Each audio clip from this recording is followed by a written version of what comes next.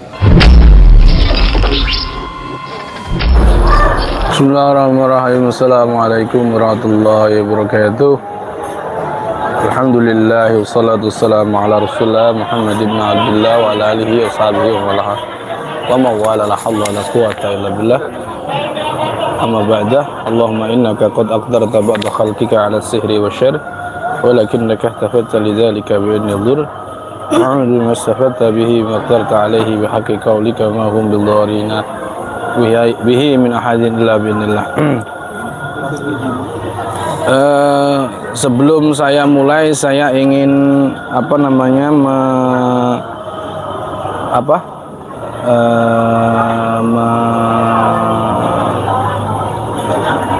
bertanya, apakah suara saya ini sudah jelas belum? Saya ulangi, apakah suara saya ini sudah jelas atau belum? Nanti kalau sekiranya belum jelas ya, sudah bagus ya. Di saat ini saya sedang di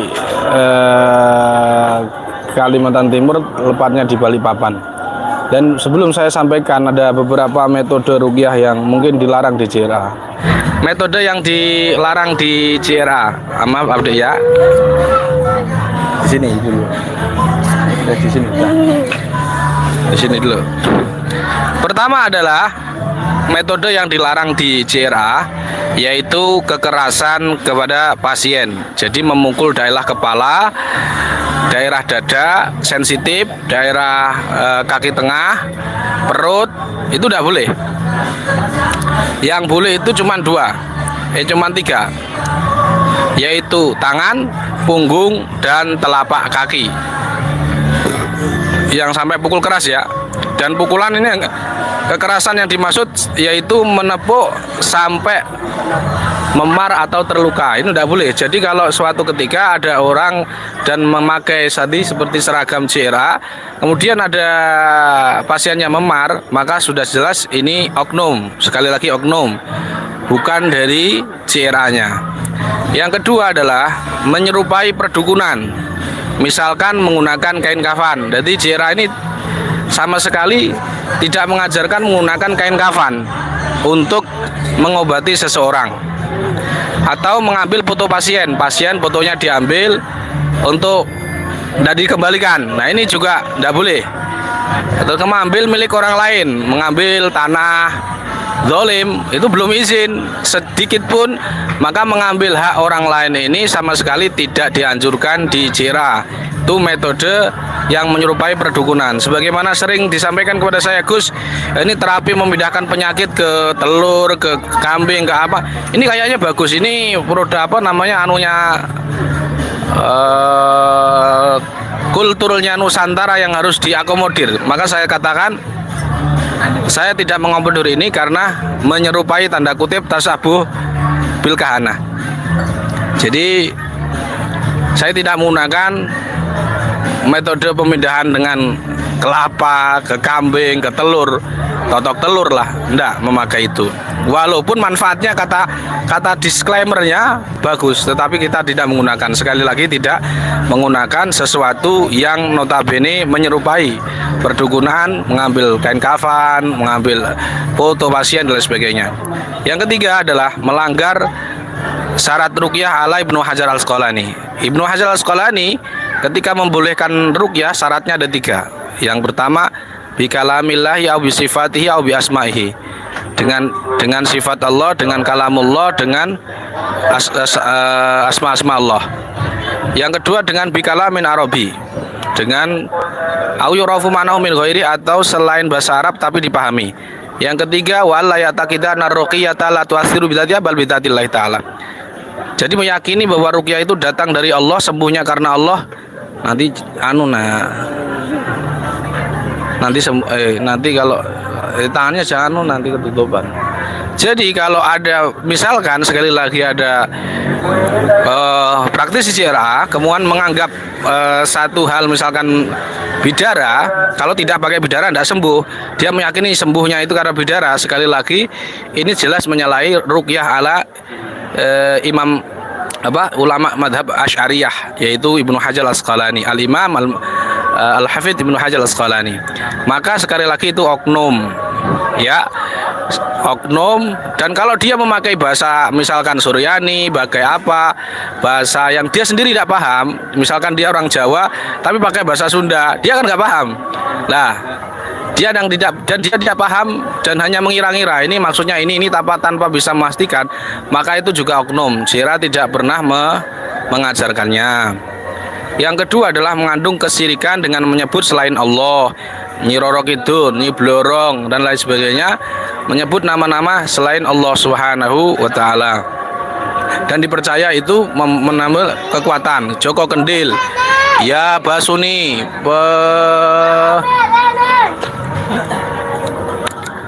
tidak boleh tidak boleh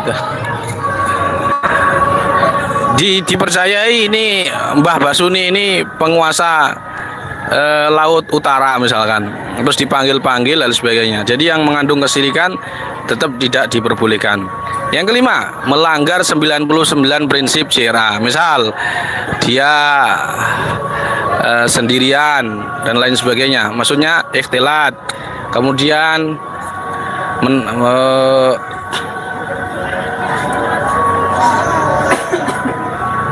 macam-macam lah, dia mengklaim bisa membunuh jin dan lain sebagainya. Ini juga tidak benar. Adapun kalau metode, misalkan ini metode menghancurkan sarang jin dan lain sebagainya dengan doa, itu peruqyah tidak bisa memastikan. Jadi tidak bisa memastikan bahwa itu adalah jinnya mati atau pindah serius. Tidak bisa memastikan. Nah, yang kelima adalah keenam melanggar syariat Islam, seperti ini buka aurat, kemudian dia harus puasa tapi dengan cara melangkai mushaf, menginjak mushaf, membakar mushaf, memendang mushaf, memendang Quran. Yang ke-7, bertarif atau menjual barang-barang yang di luar rasional. Contoh, menjual paku untuk pagar, misalkan katanya sudah diruqyah, dibuat pagar tapi dijual 2 juta. Nah, ini nggak masuk akal. Barang satu kecil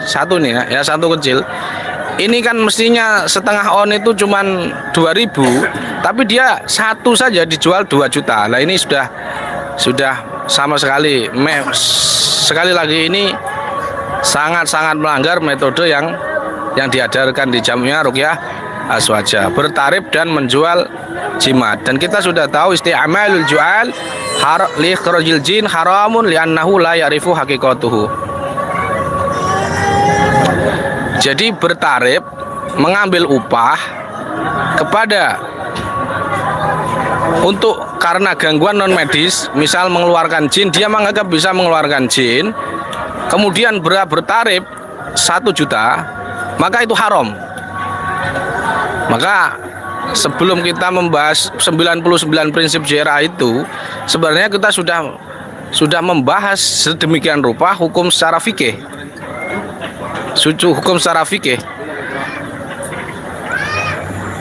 Sehingga bertarif ini sangat dilarang, meskipun mengambil upah boleh, tetapi bertarif haram. Jadi mengambil upah karena mengeluarkan jin, kata para ulama, disebutkan bahwa haram li'annahu la ya'rifu haqiqatuhu. Jin itu keluar tidaknya kita nggak ngerti hakikatnya. Muntahan itu belum bisa dikatakan kepastian jinnya keluar. Jadi kalau ada praktisi mengira bahwa kalau dia muntah dengan keluarnya sudah positif muntahnya, nah itu tidak benar. Hanya kira-kira bisa, karena itu memang ijtihadi dan dzanni sifatnya. Yang ke-8, melakukan sugesti negatif. Mula pada tahun 2019-2020, JRA telah membolehkan hipnoterapi untuk masuk ke dalam metodologinya. Tapi setelah 2020, 2021, 22 mediumisasi, hipnoterapi murni itu raga sukma, astral projection sudah dilarang. Kenapa? Jawabannya karena beberapa pertimbangan ya.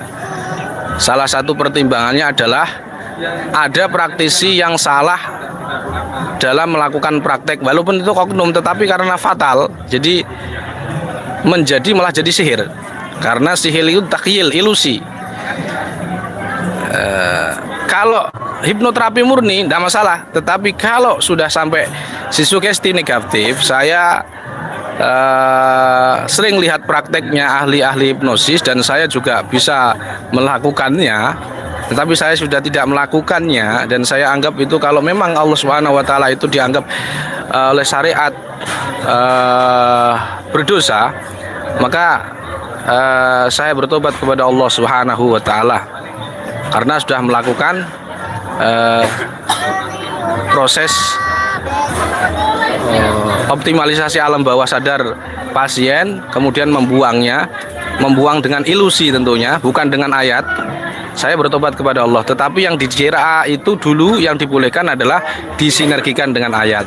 Tetapi pada akhir-akhirnya kemudian sugesti itu dilarang secara mutlak. Sugesti dilarang secara mutlak. Hanya murni menggunakan sugesti di alam bawah sadar untuk mengautorisasi alam bawah sadarnya pasien itu murni saya tolak. Karena pada faktanya memang tidak sembuh. Ilusi pada alam bawah sadar itu kuat bertahannya 2 jam bersahabat. Jadi misal dan kita tidak praktek 1-2 kali, 1-2 pasien, bahkan puluhan. Ada orang ini lihat dia ini indigo, ada unsur sihir, tetapi ketika di hipnoterapi, bukan hipnoterapi ya, hipnosis. Ya, dia ini takut kepada sosok, tetapi ketika dimasuk alam bawah sadar, kuntilanaknya dirubah jadi badut. Apa yang terjadi? Dia tidak, ketika melihat sosok ilusi yang menurut di hipnoterapi itu yang menyeramkan menjadi badut, sekarang dia tertawa. Jadi ini malah tidak sembuh-sembuh. Yang tadinya takut wajahnya begini, ketika melihat kuntilanak, sekarang lihat badut malah tertawa. Nah ini kalau dilihat orang kan secara otomatis lah ini orang kok tertawa sendiri karena dia melihat sosok itu. Dengan dimurni hipnosis maka bisa saja mereka diarahkan traumanya ke arah yang lain dengan lebih positif. Tetapi masalahnya badut ini apakah positif? Ternyata tidak juga. Oleh sebab itu yang ke-8 ini kita tidak boleh melakukan sugesti negatif. Misal yang kita larang, misalkan dia seret, kita takut pada pisaunya kita rubah jadi bakpao dan lain sebagainya, akhirnya kan dimakan. Nah ini yang sugesti-sugesti yang membahayakan tidak boleh, yang negatif maksud saya. Kemudian dengan tujuan yang negatif juga tidak boleh. Nah bagaimana dengan tasirul Quran? Kalau tasirul Quran ini tidak masuk alam bawah sadar, jadi sudah kalau seandainya ditemukan metode terbaru JRA terus kemudian dianggap menggunakan sugesti, perhatikan kalimat saya, dianggap menggunakan sugesti, maka sebenarnya itu hanya dianggap. Karena pada faktanya JRA sudah tidak menggunakan sugesti lagi. Oke? Yang ke-9, melakukan sesuatu upaya takhyil. Ya, ilusi-ilusi. Karena sihir itu selain definisi sorfu syai' an wajhi atau sorfu syai' la ghaira haqiqatihi atau takhyil yu'assirul amradu fil abdan, ilusi yang menyebabkan penyakit. Tetapi takhyil ini, ilusi ini sangat membahayakan. Karena bukan, sekali lagi, bukan hakiki, tapi hanya ilusi.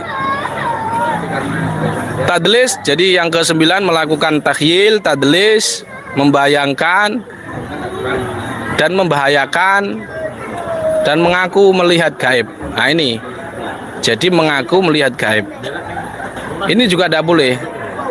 Terus kemudian ada yang membantah, Gus, bagaimana dengan swab itu, swab gangguan non medis? Pertama, saya akan jawab pada mungkin pertemuan yang akan datang bahwa swab tidak menggunakan sugesti, tidak boleh membayangkan, kalimatnya niatkan. Nah, ini beda dengan membayangkan, ini berbeda. Tidak menipu. Jadi, dan nanti kan dia komunikasi dengan jin. Kalau ada orang nyuap, kok dia bisa komunikasi dengan jin, itu salah swabnya. Jadi oknum, bukan bukan swabnya. Bukan taswir membayangkan, bukan. Jadi swab sama sekali tidak membayangkan. Kemudian apakah membahayakan? Jawabannya tidak. Apakah itu tidak membuta portal? Jawabannya tidak. Karena itu dilakukan dalam kondisi sadar. Gus, bagaimana dengan tarik nafas, keluarkan lymph node? Apakah itu juga bukannya mensugesti orang? Jawabannya itu tidak memakai tarik nafas, keluarkan lymph node sekarang ini. Jadi cukup baca hamdalah, sholawat, kemudian minta aja ke Allah. Nah, minta kemudian ditutup dengan 2 ayat surat Yasin. Selanjutnya, mengetahui hal yang gaib itu maksudnya apa? Mengkabarkan orang besok mati, mengkabarkan ini, ya tidak boleh. Kecuali gaib-gaib yang nisbi yang sudah ada keterangan dalam Al-Quran. Misal kalian menyebut surga ini, surga Firdaus ini begini begitu, maka kita boleh menyebut surga ini begitu begini begitu.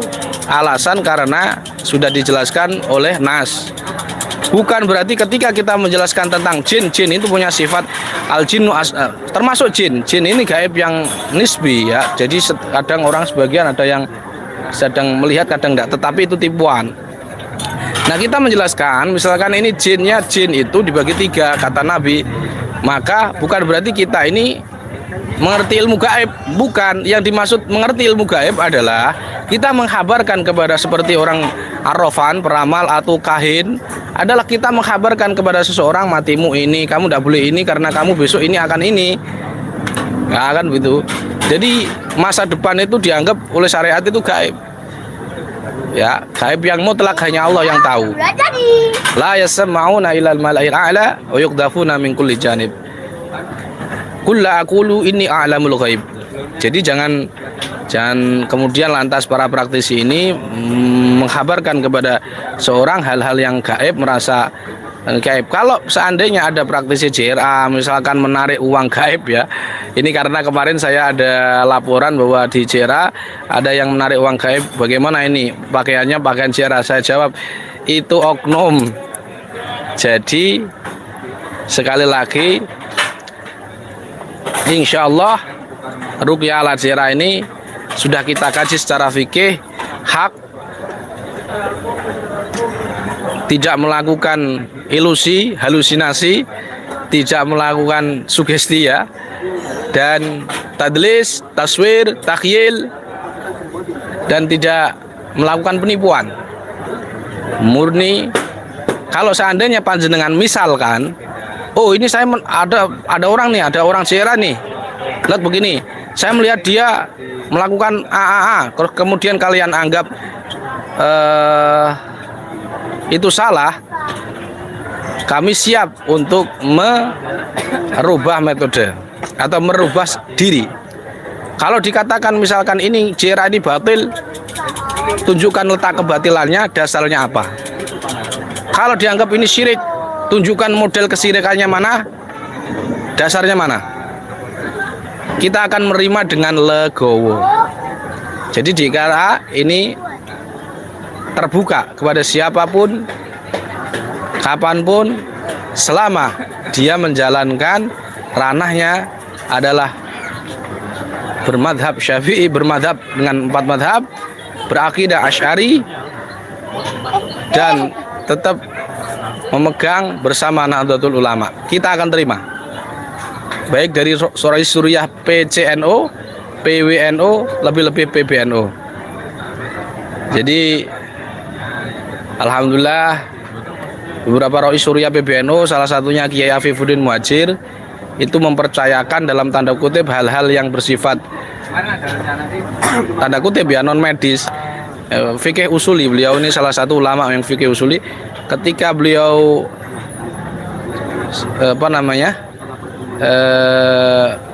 bingung terhadap sesuatu yang dianggap beliau ada non medisnya, kemudian mempercayakan kepada kita, ini maknanya kita selalu sudah dikontrol oleh para kiai-kiai Rois Suriah PBNU.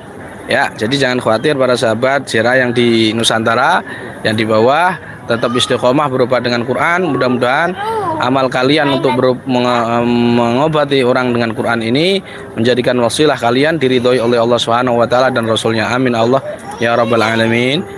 Ini kita mau lanjut ke Samarinda, mohon doanya.